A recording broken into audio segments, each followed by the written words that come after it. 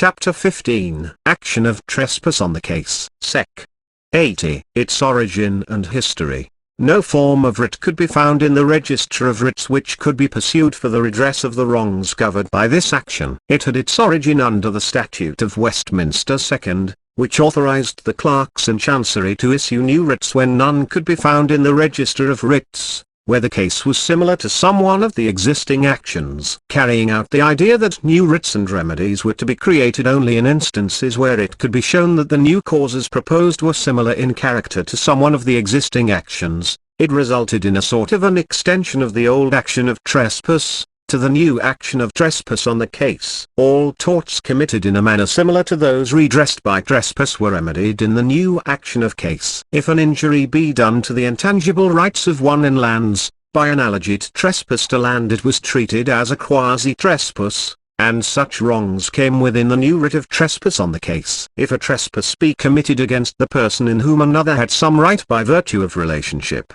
the wrong being something like trespass to the person, case was the remedy although it was an injury to a relative right. If an injury be done to the person through some negligent, careless act, resembling a violent trespass to the person, it came within the purview of the new action of case.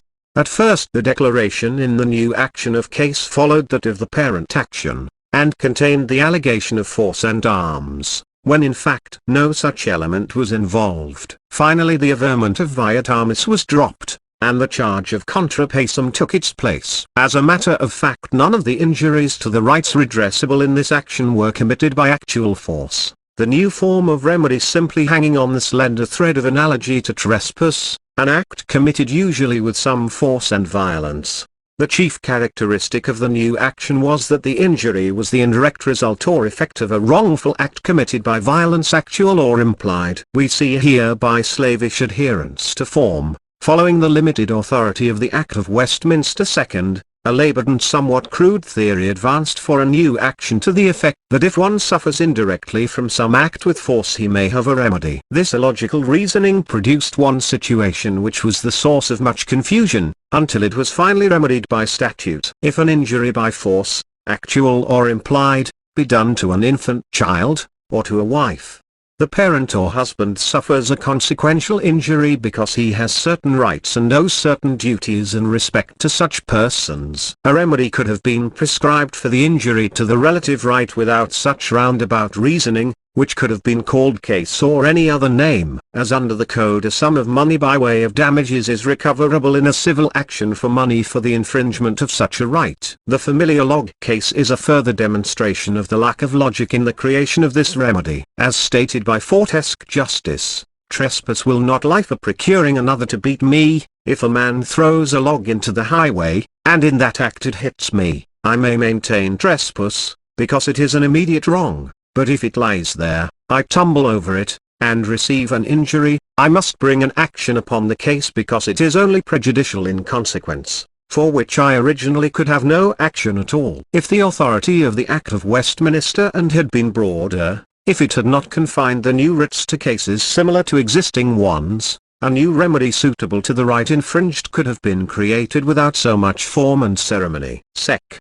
81. The action was supposed to have an equitable side in its earliest history. Trespass on the case was said to resemble in nature a bill in equity. Lord Mansfield in the Court of the King's Bench in the case of Bird v. Randall, 3 Boroughs, 1345, 1762, which was an action for seduction of a servant, in drawing a distinction between those cases upon torts and actions on the case is, that those are strict high juries, and c. But an action upon the case is founded upon the mere justice and conscience of the plaintiff's case, and is in the nature of a bill in equity, and, in effect, is so. Therefore a former recovery, release, or satisfaction need not be pleaded but may be given in evidence, for whatever will, in equity and conscience, according to the circumstances of the case, bar recovery, may, in this action, be given in evidence by the defendant, because the plaintiff must recover upon the justice and conscience of his case, and upon that only. Lord Mansfield characterized Assumpsit similarly, but his views evidently did not make any lasting impression upon the sulkiness of the common law remedies. Blackstone also contended that the clerks in Chancery, together with more liberality on the part of the judges, might have so extended the common law remedies under the Act of Westminster II so as to have effectually answered all the purposes of a court of equity. A judge in the reign of Edward VI also stated that the subpoena in equity would not so often be used if the courts had paid heed to actions on the case. These statements can hardly be conceded. The common law system would have to have been completely changed so as to have created enough actions to have remedied all matters within the domain of equity. It could have been done, and there need have been no independent court of equity. It is a mistake to state that the action of case has any equitable characteristics. It gave impetus to the principle that if a party has a right he must in consequence have a remedy to vindicate that right, for want of right and want of remedy is the same thing. If a statute gives a right, the common law will give a remedy to maintain that right, a fortiori, where the common law gives a right, it gives a remedy to assert it. Wiz. Chief Justice, stated, a special action on the case was introduced for this reason, that the law will never suffer an injury and a damage without a remedy. The inclination of some of the judges was to carry this principle into effect, but it was not done in practice. Sec.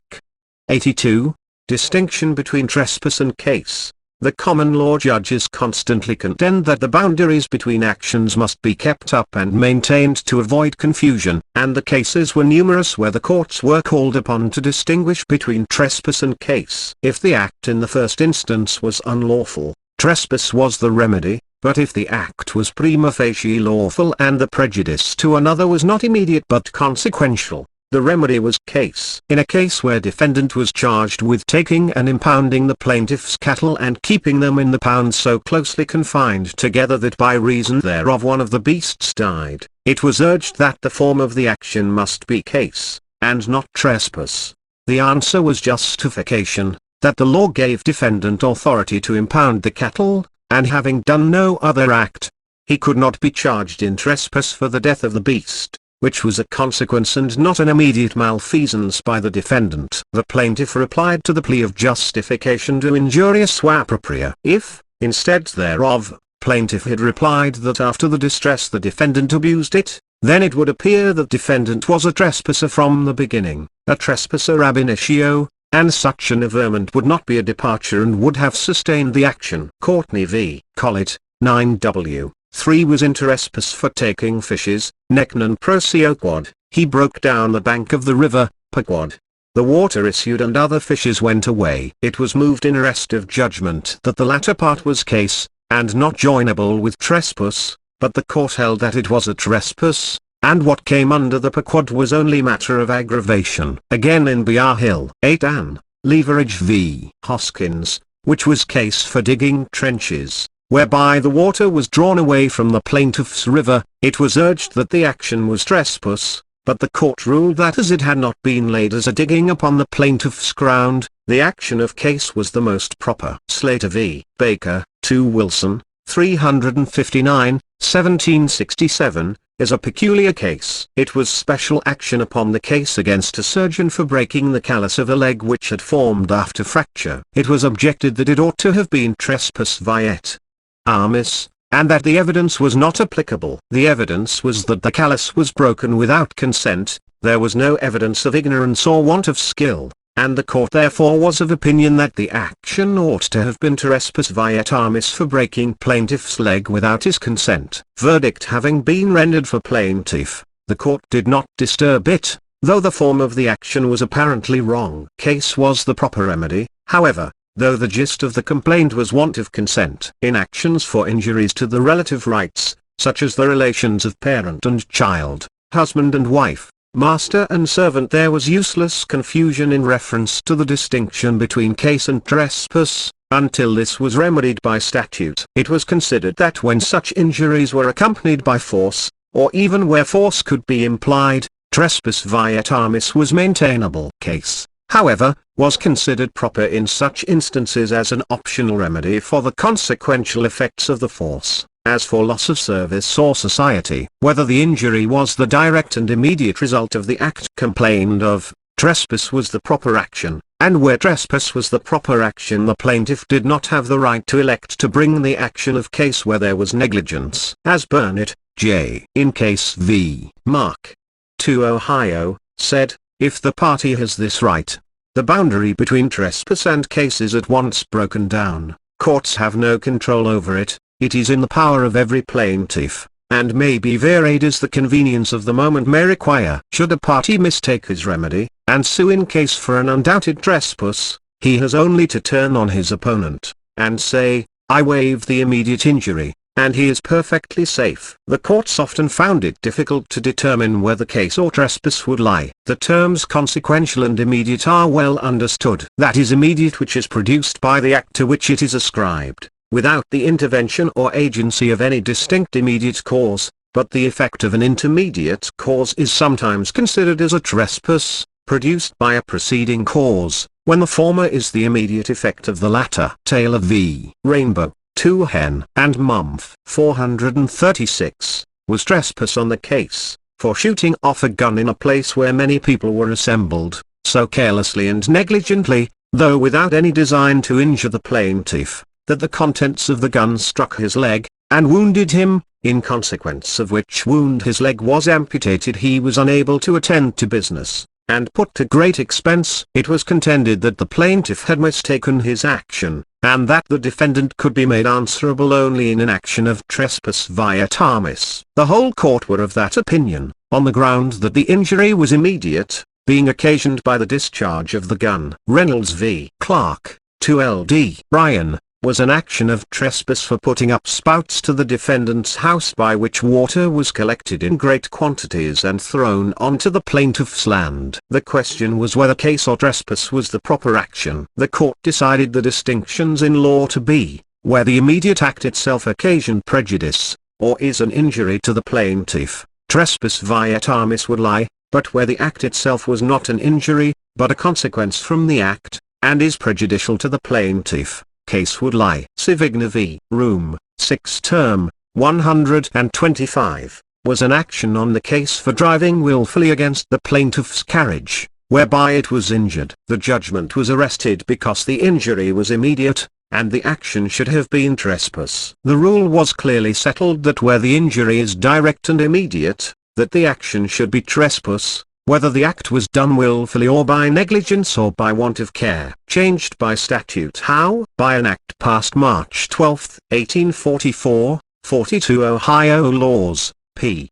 72, some of the useless distinctions between the actions of trespass and case were abolished. It was enacted, that where, by the wrongful act of any person or persons, an injury is produced to the person or personal property or rights of another, or his servants, child, or wife, for which an action of trespass may by law be brought, an action of trespass in the case may be brought to recover damages for such injuries, whether it was willfully or accompanied by force or not, and whether such injury was a direct and immediate consequence from such wrongful act, or whether it was consequential or indirect.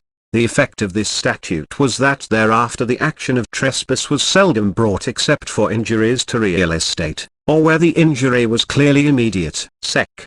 83. Trespass and case concurrent remedies. In some cases, trespass and case may in some cases be concurrent remedies, where the injury is attributable to negligence, although it were the immediate effect of the defendant's act. The party injured has an election, either to treat the negligence of the defendant as the cause of action, and declare in case, or to consider the act itself as the cause of injury, and declare in trespass. Both actions may lie where there is both an immediate and also a consequential injury, and the plaintiffs therein being entitled to both actions, must have their election to proceed in either case. Afforded an extensive remedy for all breaches of duty, ex quasi contractu, and where from a given state of facts the law raises an obligation to do a particular act, and there is a breach of that obligation, and a consequential damage, an action on the case, founded on the tort, is the proper form. Case often lies as a concurrent remedy with a sumpsit. Abbott c. J. in Burnett v. Lynch, 5b and c. said, it by no means follows that, because a promise may be implied by law, this action on the case, which is in terms founded on the breach of the duty from which the law implies a promise, may not be maintainable. Case would lie also for breach of a duty arising from an express contract. An advantage in declaring in case was that in some cases it prevented the defendant from pleading the non-joinder of other defendants. The defendant would also be deprived of his right of set-off in the tort action. Sec. 84. The action is an extensive remedy for what? Case will lie for all wrongs to corporeal rights in realty committed without force, the same being consequential, for injuries to all incorporeal rights such as easements, rights of way, water rights, waste. It has extensive operation as a remedy for the numerous non-performances of duties, where a duty is owed by common carriers, bailies, professional men, agents, etc. It is the appropriate remedy for nuisance, injuries to health, reputation, for non-performance of ministerial duties by officers, for fraud, for negligence, malicious arrest, false imprisonment, malicious prosecution. An action on the case, though, in its most comprehensive signification, it includes an action of a sumpsit, as well as an action arising on a tort. In its primitive form was understood as meaning an action for a tort, arising out of special circumstances of the case. Case lies for an injury to real property corporeal, where it is not immediate, but consequential, as for nuisances of a private nature, and for injuries to real property incorporeal. Sec. 85. The declaration.